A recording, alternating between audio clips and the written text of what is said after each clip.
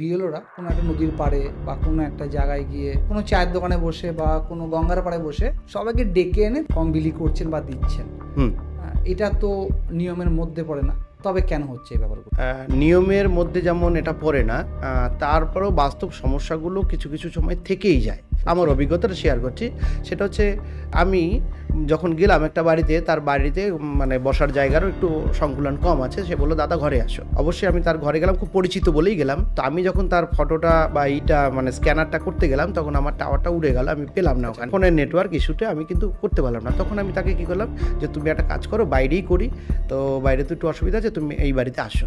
তো এই ক্ষেত্রে যদি কোনো বিএলওর এইরকম কোনো প্রবলেম থেকে থাকে, সে যদি মনে করে যে না একটা ভালো জায়গা বা ওখানে 4-5টা বাড়ি আছে, আমি এক জায়গায় দাঁড়িয়ে করি, আমার তো মনে হয় পাবলিকের নিয়ে কোনো প্যানিক করা বা উচিত নয়, বা এটা তাকে হেল্প করার জন্যই, তার সুবিধার্থেই সেটা করছে। এবার আমি শুধু ধরুন আমার বাড়ির কাছে বসে থাকবো আর সবাই এখানে আসবে, ভিড় করবে, লাইন দিয়ে দাঁড়াবে, এটাও ঠিক নয়। আমাদের বাড়ি টু বাড়ি, হাউস টু হাউস সার্ভে করতে বলা হয়েছে।